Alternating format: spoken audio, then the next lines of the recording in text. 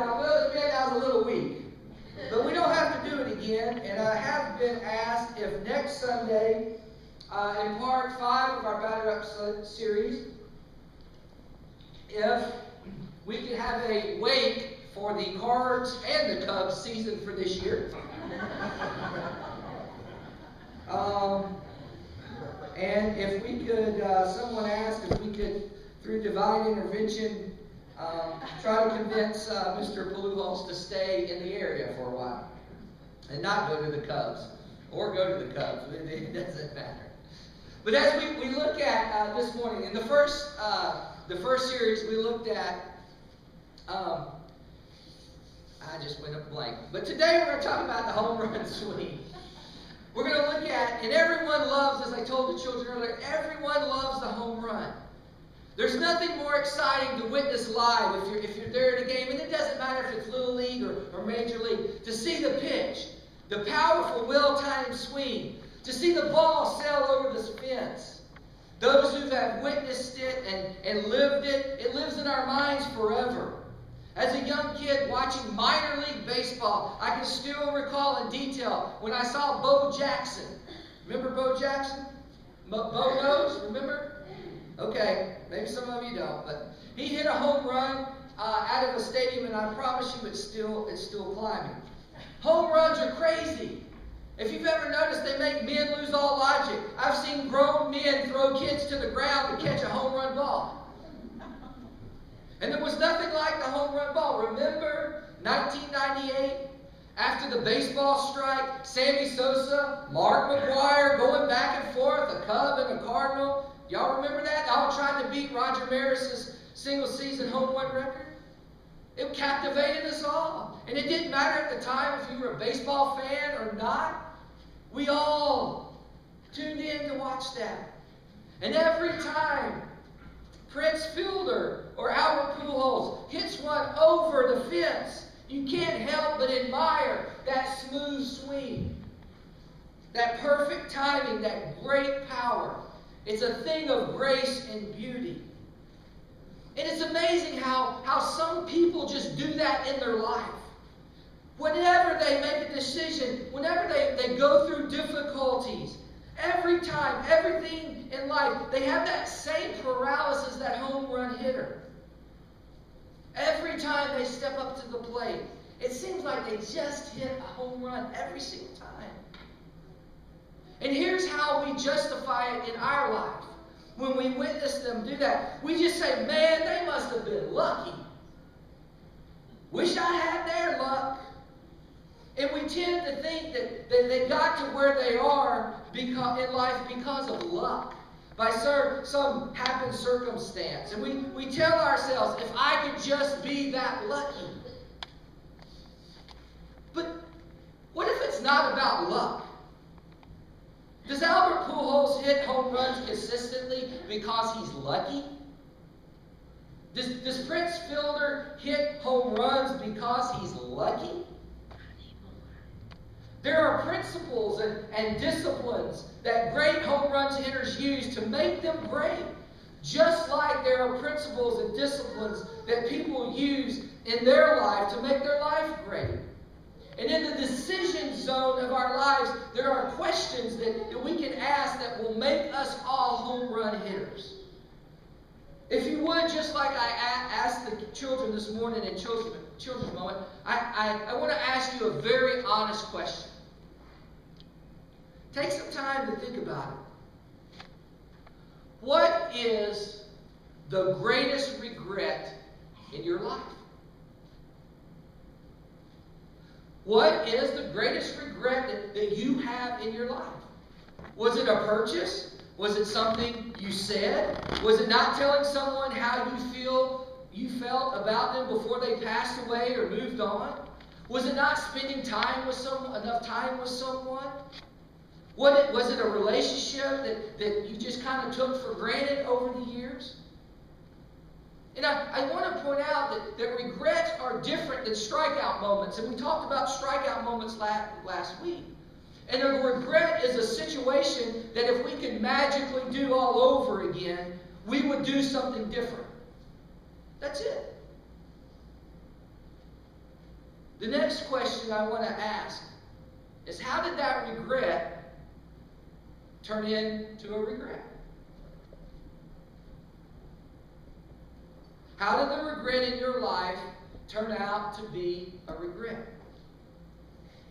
You see, regrets become regrets not because at the same time we didn't question ourselves.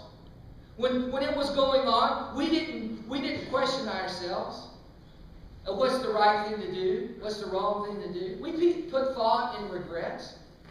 But regrets become regrets because we don't ask sometimes the right questions. And most of the time, when we're faced with the decision, if you're like me, we filter our decision by asking some questions. First we ask, is it illegal?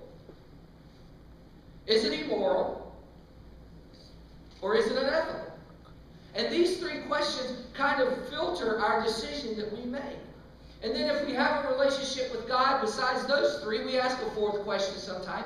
Is it one of the 10 Commandments? Is there a thou shalt not attached to what I'm going to fix and to do? And when we ask the wrong questions, we arrive at the wrong destination. I can remember Will and I driving around when we first moved here looking for a soccer field. And I kept asking everyone that we stopped along the way where was this school and the soccer field. And everyone would tell us a different direction. But I didn't know I was asking the wrong destination. While the school was in one town, it was called totally something different. And everyone was kind of sending us on a wild goose chase. And if we ask the wrong questions in our lives, we tend to arrive at the wrong destination. And most regrets that we have are not wrong. They're not illegal. They're not immoral. They're not unethical. They don't break a 10 Commandment. But they are situations in our life, if we had the opportunity to do over again, we would choose something different. Maybe it would choose a different college. Maybe it would be choosing a different career. Maybe it would be choosing not to eat all 40 hot wings. So today I would like to look at what Paul writes to the early church. What does Paul say to us when we're in that moment fixing to make a decision? What can we learn from the words that Paul wrote to the church that can keep us from having regrets in our life? And I want to point out that Paul this morning is writing to the church. It's not an individual. It's a group of new Christians. And it gives them a list, a long list of things. We're not going to look at them this morning, but a long list of things. What to do and what not to do in this new life, in this new faith community that they're living in, now that they are Christians. They're converts. They weren't Christians before. And if we can kind of unpack Paul's words this morning, we just might find our own home run swing in there. Paul writes in the 5th chapter of Ephesians, beginning with the 15th verse. Paul writes, "Be careful then how you live. Not as unwise, but as wise, making the most of every opportunity, because the days are evil. Therefore, do not be foolish, but understand what the Lord's will is." Paul gives us directions. And if we begin to unpack what he tells us a little bit, the first thing Paul tells us is be careful how you live your life. You see, Paul's telling us we must be intentional in the way we live out our life, in the way we make decisions. You see, we can't be neutral. We can't just turn over in life and hit the snooze button and let things go on. We must be intentional. Home run hitters, when they step to the plate, are intentional about hitting it far and hitting it over the fence. They are not neutral. The next thing Paul says, if you want to look at your Bibles, they're up on the board, he says, not as unwise, but as wise. Here's the key. Here's the key for me. To be a home run hitter in life, we need not ask what is wrong. We need not ask what is illegal or immoral and unethical. But what we need to ask in that moment is, what is the wise thing to do? Given the circumstances, not what is wrong, but not what is right, but what is the wise thing to do.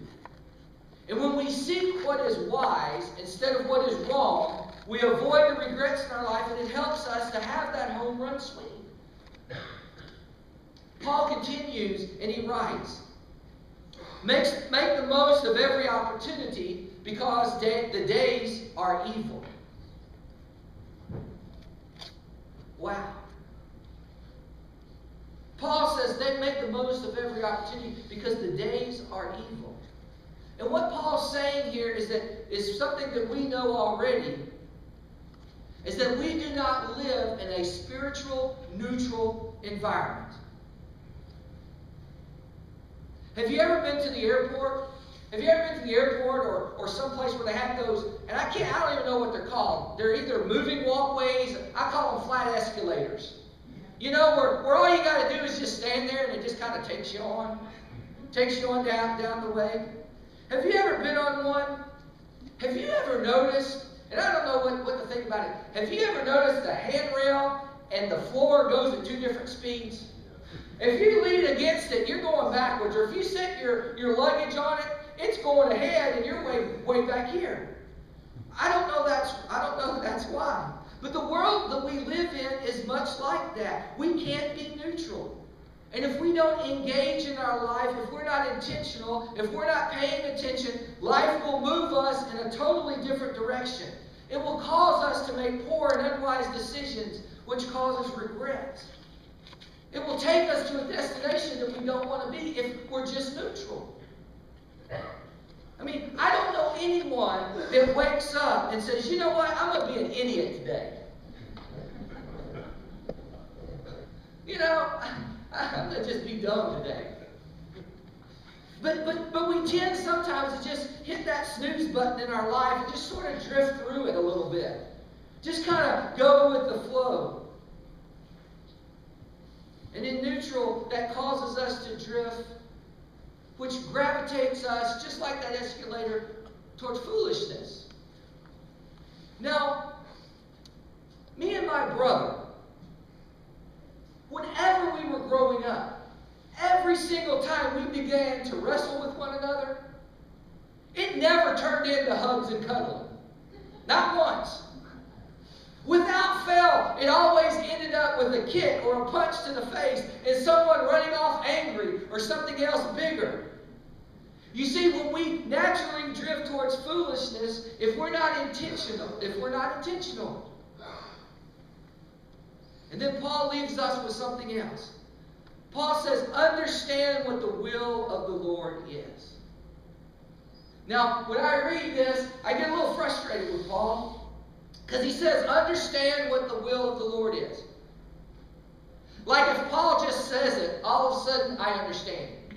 It's like when I was a little kid and the teacher would tell me to go to the board and do the math problems, and I'd say, I don't know how to do it. And she'd say, yes, Tommy, understand, quit fooling around, do the problem. It's like, I don't understand how to do it. I'm not joking up here. I'm not kidding. I don't understand how to do the problem. And just because she told me over and over again, you're a smart kid, you can do it, you know how to do it, the answer didn't magically come down from heaven and I did the problem. I didn't understand it. And just because Paul is trying to tell me to understand what the will of the Lord is, doesn't mean I automatically get it. If you're like me, that's a struggle with me. Understanding what God's plan for my life is. And some of us have been asking that question our entire life. We say, God, I'm not sure of what your plan is for my life. But God has a plan. God loves us and each of us, even if it seems distant and silent at the moment.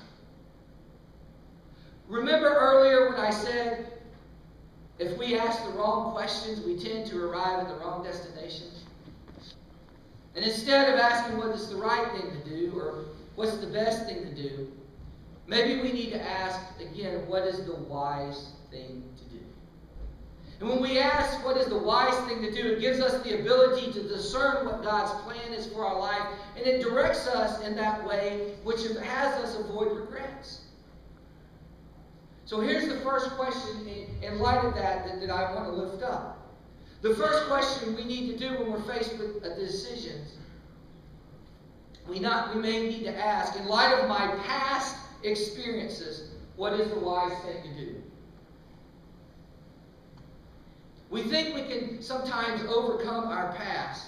And we also say to it, well, it turned out bad last time. Probably won't be as bad this time, but yes, it will. In light of our past experiences, what is the wise thing to do? I've dealt with many, many people who drink and are addicted to alcohol. And when something sad and tragic and a crisis evolves in their lives, and people who struggle with addictions know this, but sometimes they just can't stop. Or they'll get well for a little while and think, okay, I can go back just a little bit. And I know others that get into relationships with the same type of people. When they were in the relationship before, just like that same type of person, and a horrible situation came about. And if your parents struggled with something, chances are you're going to struggle with it too. If your past is rough, if your past is painful, if your past is awful, use it. Use it as wisdom to avoid regrets in your life. The next point is, we can ask us in that moment, in light of my present circumstances, what is the wise thing to do? If a company you work for is laying off employees, even if you didn't get laid off, today might not be the best time to go out and buy a new fishing boat. We need to ask ourselves, will this decision mess up my present circumstances? Will this decision I'm fixing to make mess up my job, mess up my family, mess up my relationships with those I love and those around me? And we're faced with these daily. And the more in our life, we have all of us have more in our inbox than we have in our outbox box. We have more responsibilities and places to go than we have time. We have more bills than we have money. We all have more things to do than we have time. But we can't look back. And when we look back, the time is already gone. So parents, even as we dedicated this child this morning, all parents, spend more time with your children, please. Engage in that relationship. Be intentional about spending time with them. You will not regret it. You will not regret it when they're grown and gone and off on their own. Children, no matter how old you are, spend time with your parents and grandparents. Be intentional about listening to them. Hug them. Love them. Spend time with them. Because they might not be around when you need them the most. Cherish that time together. In light of my present circumstances, what is the wise thing to do? And last but not least, in light of my future hopes and dreams, what is the wise thing to do? I was the last of my group of friends that grew up together, that went through elementary school, high school, college together. I was the last one to get married out of our little crew that ran together. And I was excited about marrying Kelly. I really was. I was excited about starting a family. I was excited about what God had in store for us. And all of my friends, every single one of them, I'll remember this forever, kind of got me in a group one night before the wedding. And they said, hey man, your life is over. And when I shared with them about my excitement about this, they're like, dude, your life is over. And I would share with them what things that I wanted to do, and they would say, dude, your life is over. And I kept excitingly saying about how wonderful it was to share my life with someone, to share my hopes and dreams with someone, to have someone on there. And you know what they said? Your life is over. They said, check back with us in 5 years. Check back with us in 5 years. And while most of them are divorced today, 17 years into this, I can honestly say I love my wife now more than ever before. I can say that every single day I see qualities in her that makes my stomach flutter like I did on our first date. And I'm not just saying this because I'm up here or because I did something bad at home last night or forgot to do something. I'm not. Because if you see me outside here, I will say the same thing. And I mean it. Being a father and a husband exceeded my wildest dreams. And we've had our rough times, I'm sure, like everybody else. But I'm one of those crazy people that I love spending time with Abby, Kelly, and Will. I love it. That's my place that I'd rather be. And it doesn't matter where we are as a family. I just love that. And I know being a father is hard, but it's not burdensome. To me, it's awesome. It is awesome. And I'm so glad that I didn't listen to their words when I thought about my future hopes and dreams. I would have had a whole different attitude, a whole different way of conducting myself when we were joined as husband and wife. And when we seek the wise, we develop that home run swing. Every aspect of our life. And some of us here this morning came here asking God, what